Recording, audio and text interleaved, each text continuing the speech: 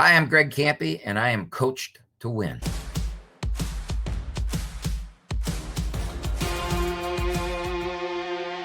Go get me some knowledge. I didn't realize how unbelievably rare you are. You're one of the rarest guys I've ever met in my life. I don't know if anybody's ever told you that.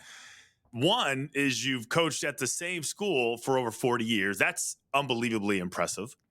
And two, you're a football guy coaching basketball. How did that happen? How did a football guy from a football family end up coaching basketball? Yeah, and there's been lots of times I not wished I had, but I wondered if I would have gone that route instead, because I had some great Don Nalen, so Hall of Fame coach, was my coach at Bowling Green. So he could have probably helped me get in and things like that. So I wonder sometimes. But when I had the opportunity, I was working with the Seattle Seahawks to sign a free agent contract. And I remember it was for 27.5 or something like that, if I make it. Yeah. And back in that day, 5'9" white defensive backs. The reason, though, that my agent and I personally thought I could have made it, because there was only a 40-man roster back then. And I was a defensive back that was a high school quarterback. I was a punter, a kicker. I could have been that utility knife. I probably would have never been a starter or anything like that, but I might have been able to make it as a guy when you only have a 40-man roster. Today, I think they have a 53-man roster. Yeah, active, yeah. Yeah, and back they didn't have practice squads and all that kind of stuff back then. But I was offered this job to be the graduate assistant at the University of Toledo, and the coach at Toledo was the MAC legend, Bob Nichols, and he told me that if you go to Seattle, then I'm going to hire somebody else. So it put me in a position. I had to make a decision in June. I think camp was going to start in July. I was still working out the details. My agent, real weird situation. My agent got arrested. Back then, the agents weren't like they are today. Not licensed. Yes, he got arrested he was in the money management business, and something happened there, and yeah, everything. And I looked at, and I thought, I got a chance to be a college basketball coach, which one thing about when you play at Bowling Green and you play out in the cold back then with the wind and the snow, and you're practicing in November and it's snowing and that, it never snowed in the gym, right? And the other thing that really motivated me to coach basketball instead was that, and I know this sounds weird, but it's true. In football, we had 105 guys, 110 guys. My position coach was my coach. The defensive back guy named Russ Jakes was our defensive back coach. The only reason I really knew Nealon is because I was the punter. And so the first 15, 20 minutes of practice every day, special teams, I was on the offensive field running. I ran the huddle. The punter runs the huddle, and you talk to the head coach and things like that. And then I'd run to the defensive field, and I wouldn't see them during the season. During games, you never see them because you're working against scout teams. Now, in the preseason, you see them because one plays twos and they get together. So I just thought to myself, I want to coach 12, 15 guys. I don't want to coach 150 guys, 120 guys. And that was when you're 23 years old and you get an opportunity that I took it. So it is weird.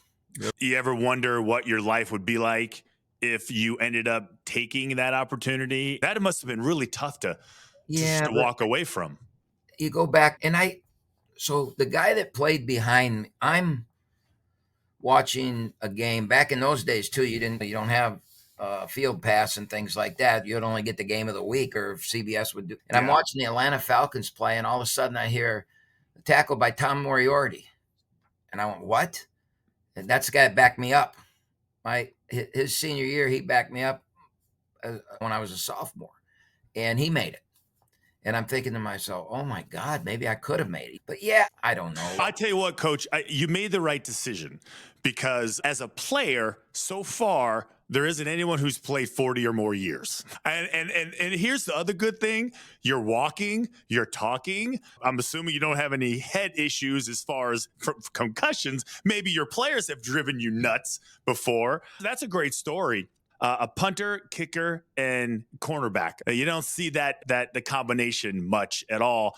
I thought it was interesting that your dad, Michigan man, wins a national championship, plays in the Rose Bowl. What did he ever go on to be a coach? Did he stay in that field? Yeah, my father was after he left Michigan and they played on the 47 national championship team. And then he was the head coach at Arthur Hill High School in Saginaw for like 12 to 15 years. And I remember I was like, I still have memories of going to games and things like that. But when I was 7 or 8 years old, he took a job with General Motors and we moved to a small town in Ohio. And he was just a great father. He was really good to come home to. And he always said, you don't want to be a coach. He always told me, you don't go into coaching. And he told me all the reasons not to do it. But I think he loved the fact that I was coaching. He was always at the games and he was always there. One of the stories I tell about my dad, it's a pretty cool story, is so the 3-point line came in the 80s when I first started coaching. I think my first year as a head coach was the first year of the 3-point line. And we really used it before it became vogue and everybody's using it. If you go back and look, I had thousands of threes. I always wanted to recruit 3-point shooters. And one day at Christmas, I went home and he never criticized. He never tried to tell me. And we always talked the game. But I will go into my old bedroom and there's a sign on the wall that says, live by the 3, die by the 3. And I guess that was his way of asking what the hell I'm doing. My brother played at Michigan too. My brother played it for Bo. He was there during the 10-year war with Woody, and he was there for 5 years. He actually, his 5th year, he led Michigan in interceptions. So he was a defensive back. Wow. Yeah, He threw the ball back then. He had 2 and led the team. My claim to fame with the University of Michigan is back in 1990 when I played for the University of Colorado and Cordell Stewart threw a Hail Mary pass to help us win that game. So I was at that game. Were you really? I was at that game. Wow, that was something else. It's funny, not to just take a right turn, but I see Hail Mary passes being completed, not all the time, but it's not like it never happens. And it happens in college and it happens in the pros. And I don't know why that particular Hail Mary pass stands out more than any other, right? I think the only other one that I think is replayed constantly is the Doug Flutie Boston College at Miami. Otherwise, what makes that one so special? Just because it was at the Big House? I think so. And you Colorado beat Michigan. And in that day, that's saying something. I mean, today that's not saying it as much. Not this year. But in that day, Michigan's won more games than any other program in the history of college football. And that I'll never forget that day. That was a huge thing. Michigan still talk about that. Real quick about your dad, though. I saw something that your dad said that I actually used today. I actually used the line today, and I was talking to somebody about the Patriots and why do they have all these issues and why can't they win, and blaming it on the coach and all this other stuff. And I saw this quote from your dad telling you that, have you ever seen a mule win the Kentucky Derby? And I was like, no, I personally haven't, but I get his point, right? Talent is such a big part of success. And I don't care how good of a coach you are. If you don't have at least decent players, it's going to be really hard to be successful. My first year, I thought I was going to go win the national championship my first year. And that's when he said that to me. We were having dinner after a game and I was really down and he just said, Greg, a mule's never won the Kentucky Derby. And that resonated with me, man. And he's right. If you don't have players, and I've learned that through my career, man, if you don't have players, you're not going to win much. What type of basketball player do you look for? Since you're somewhat rooted in it with a football mentality, is toughness and physicality, is that part of the core attributes that you look for in a player? It starts with 2 things, and then it goes into that. It starts with they got to be able to shoot it. And I tell my staff, and I've always said that if you can't shoot the basketball, you got to be elite at something. All right, I'll recruit a kid that can't shoot if he's an elite rebounder, an elite defender, and he has elite size. I'm a firm believer in this. If you're on a 1 to 10 scale, if you're a 4 or 5 at something, and I work really hard with you and get you to a 6 or 7, that'd be great improvement, but it's not good enough. You're not going to win, right? So if you're a 6 or 7 at something and I can get you to an 8 or 9, we got a chance to win. So we want to look at people that are skilled. So you got to be able to shoot the ball. And then the second thing that I think is really important is you got to have length. I want guys with length. Long arms, they can cover a lot of distance, right? Yeah. You got to have length to play. You don't have to be 4 7-footers and things, but you got to have length. And then after that, it goes into what you're talking about. I really, if we take in a high school kid, I want a kid that's played football. I want a kid that's been in the trenches. I want a kid that there's something about the game of football. And you know this yourself. You have to overcome fear in the game of football. I don't care who you are. You could be the best player in football's ever seen, but you're going to have fear going into a game. It is a gruesome, brutal, physical game.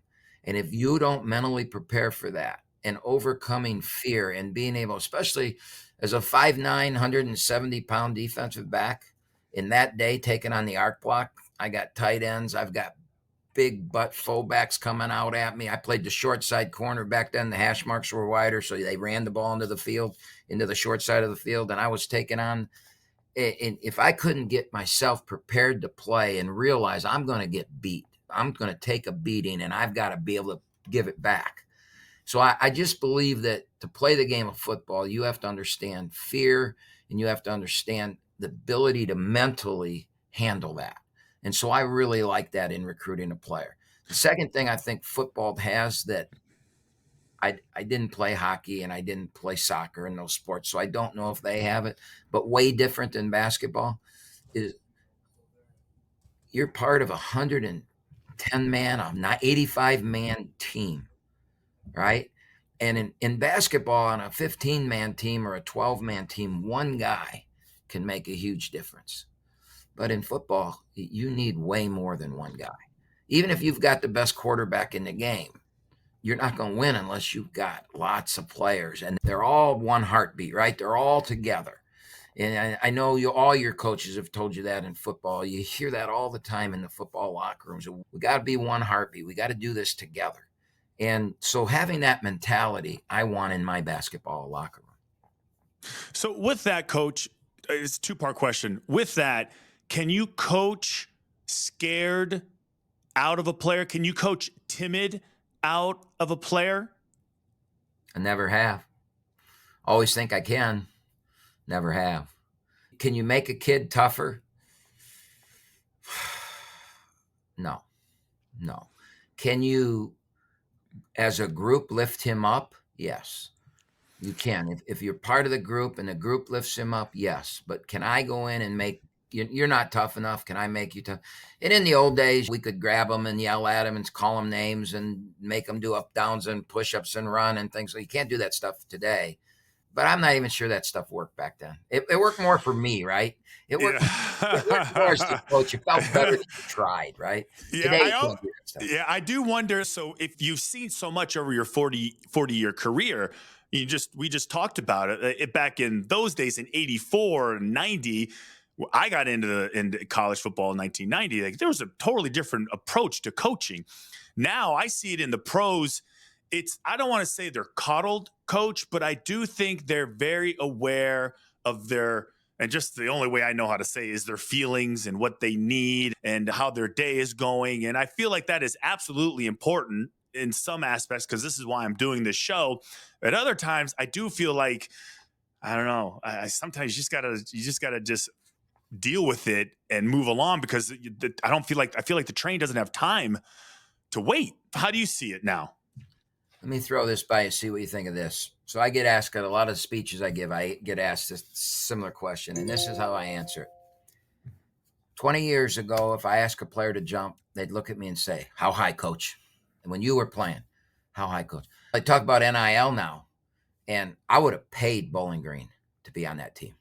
I would have, to be able to play college football, Division I football, the places we played and the teams we played, I would have paid Bowling Green. So they would say, "How high?" 10 years ago, I'd ask them to jump, and they'd look at me and go, "Why? Why? Yeah, I'll do it, but tell me why. Why? Let me know why I've got to do this." Today, if I tell them to jump, they'll say, "Okay, but how much are you going to pay me to do it?"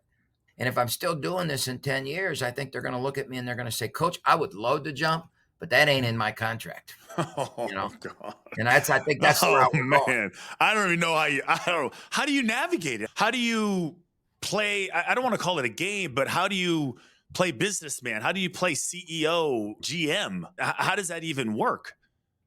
Well, Tom Izzo and I are pretty close friends, and we talk about this a lot because many of our generation coaches are getting out and they're honest. They're telling you, I don't want to deal with this stuff. And it's not the way it's supposed to be. It's not the way it was. And of course, social media and all those people are ripping the coaches for this. They deserve this. The players deserve the money and they should be able to go wherever they want. You can go wherever. I can't go wherever I want because I got to buy out my contract.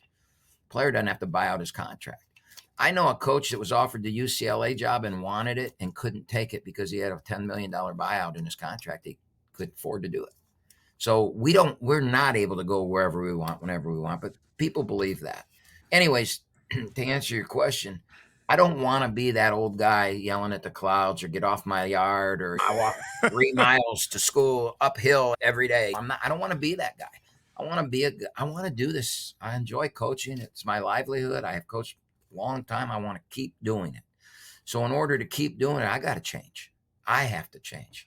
And so I want to be part of the solution, not part of the problem. I don't want to be the guy bitching and complaining about it. So I understand it. I see it. And I'm just trying to figure it out. And I've totally changed. Perfect example. Steph Curry, I used to have my team you got to wear the same socks. We're a team. You got to wear the same shoes. We're going to look like Oakland, right? And then Steph Curry goes out. They win the NBA championship. He's the MVP of the Final Four, and he's wearing purple shoes. How am I going to tell my kids they can't wear Steph Curry shoes? And then I become the bad guy, right? Then I become the old man. And so I've gone away from all that stuff. The only non-negotiable I have now is time. If you're late, man, you aren't practicing, you aren't getting on the bus, you aren't going to the game, you're not getting in. If you're late, and that's the only non-negotiable I have. Every other rule, every other thing now is let's talk about it. What do you want? What do you think? It's almost letting them run it, except that. I'm a big beyond time guy. That's a respect thing. Because my next question was, what are your non-negotiables? Give me a non-negotiable during a game, a non-negotiable during practice. Do you have any of those? We have implied non-negotiables. Okay. You're going to play your ass off, right? You're going to play hard. You're going to sprint from one drill to the next. You're going to listen. You're going to comprehend. You're going to raise your hand and say, Coach, I don't get it. You're not going to go out there and make the same mistake over and over again. If you don't know what you're doing, speak up. And I'm not going to berate you. We're going to get you better, right? So we have a lot of unspoken non-negotiables, but the only spoken non-negotiable, the only one that I tell them in the first meeting is on time. The rest of it will work out. If you want to win as bad as I want to win, and I've never met a player that's wanted to win as bad as I want to win. Never. In 200 and some players that I've had. I've coached a lot of players that really want to win. But in my mind, none of them want to win as much as I do. Yeah. So my whole thing is, how do I win? And I don't get to shoot it. I don't get to score a point. I don't play. So the Mules never won the Kentucky Derby. I got to get those horses running. And they all run to a different drummer, right? A different drum beat. So I've got to be different with each one of them and get them to understand the concept of team. Two of the things today that young men don't have. The young men that are 18 years old that come into our program, and I would say every program in the country, the two things that they don't have today that we had growing up. And again, I'm not yelling at the clouds. I'm just telling the truth, right? I'm just telling the truth. Yeah. They don't believe in team because they've been told their whole lives it's all about you. It's all about you, man. You get one chance. This is your shot. Make it about you and get it done. So they don't understand that life's a team sport. They don't understand that the team is the most important thing. That's why you can see kids playing at 4 different schools. A kid leaves the program and everybody's saying, why shouldn't he leave? It's for him. Loyalty is not part of the game as well. And it's tied to something now. And I'm curious because last year's run that you guys had, you win the Horizon League, you win the tournament, you're a 13th seed and you knock off Kentucky. And then I think you ended up losing the very next round to NC State. But That must have felt really good to watch those guys out there compete as a team, because if they were individual at all, they would have gotten their ass kicked. Well, we lost to NC State in overtime. They went to the Final Four, and I said in the press conference afterwards, I'm not upset that that we lost. I'm upset that I don't get to coach this team anymore because it was such a unique team that cared about each other. They really did care about each other. But when those players all left and they're getting a lot of money to go play somewhere else, what about when a kid leaves? What about the 7 guys that were on the team that aren't going to be as good anymore? When you sit there and tell a kid, it's about you, go get what you can. What about your teammates? And you watch basketball teams and you watch football teams, and before they do anything, they always huddle, right? They huddle and they go and they yell, family.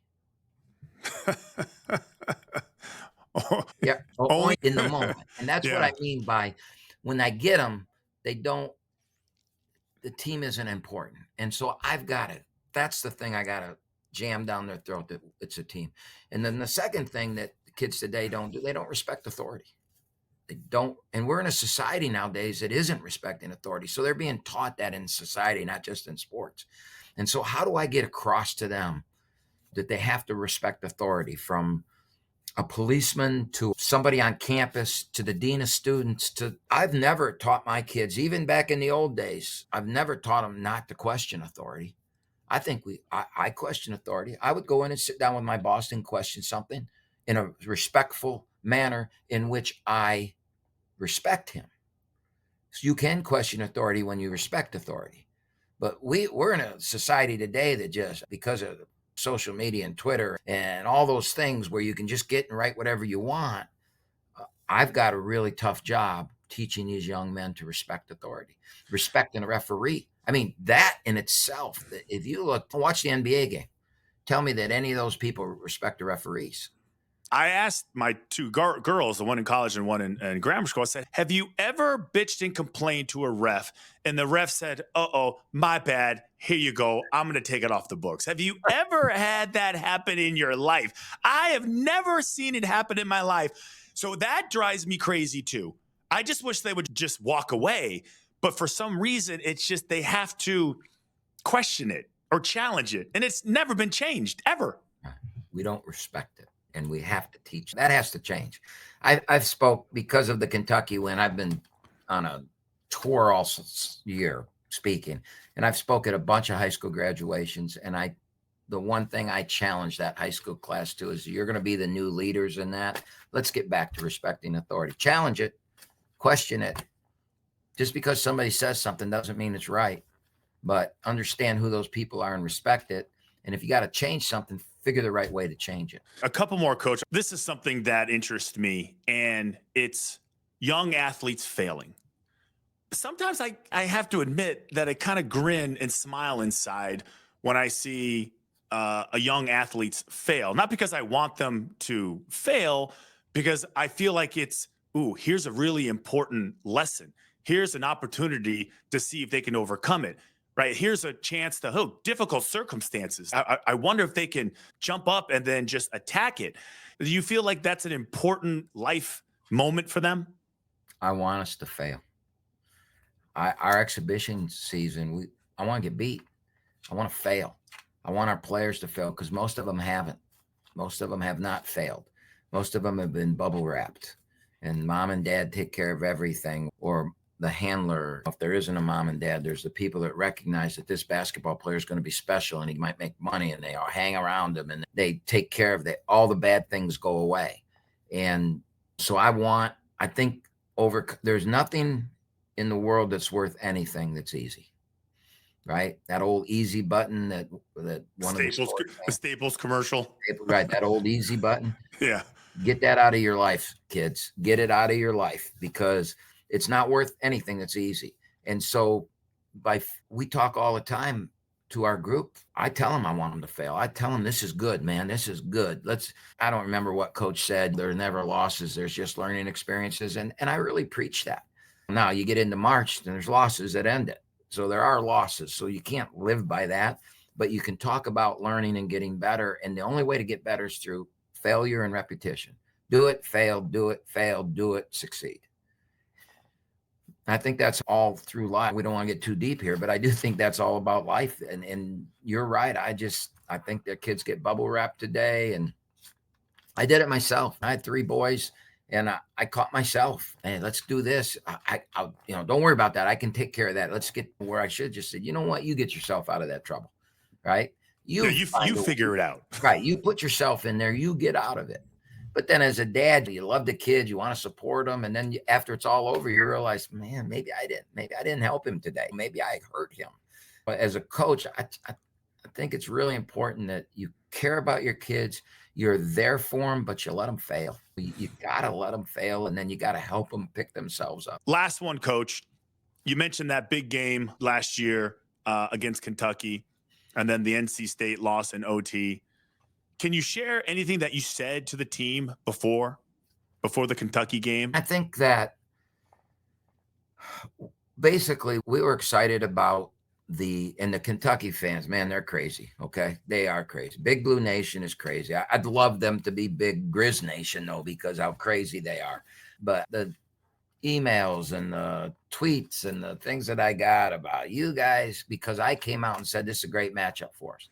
What I meant by that is we knew we were playing the bluest of blue bloods, which meant it was going to be on CBS, which meant it was going to be at 7:00 on either Thursday or Friday night. So I was excited. I also knew that our zone could hurt them because they didn't score real well in the post. Their post players scored, but it was off rebounds, and they're a 3-point shooting team, and our defense is designed to guard that. So I felt this is a game that we would have a chance at, and I had a really good team, as we proved. So basically, I told them the first day afterwards that they have to understand that this can change your life. And it did. Jack Gohlke forever is going to be known as, we're not a Cinderella guy, 10 threes. Since their lives were changed because of it. And that came true. But what I told them every day before we played that game, and the last thing I said to them before we went out there, is believe in yourself, believe in the guy next to you, which is that team thing we talk about. And believe in your coaches. Believe that we're going to do what's right for you. And if you believe in those 3 things, we're going to go out there and beat them. And I probably said that 15 times. And at halftime, I think we had a 3-point lead at halftime. I said a lot of bad things are going to happen in the next 20 minutes. You're going to get a bad call. You're going to miss a shot. The place is going to go nuts because they're going to go on a run, and Big Blue Nation's here. And actually what happened is the place did go nuts for us because all the other fans started cheering for us. Something's going to go bad. And the only way you're going to get through that is if you believe in yourself, if you believe in the guy next to you, and if you believe in your coaches. And that was the whole thing that we tried to drill into them. And in that night, it worked.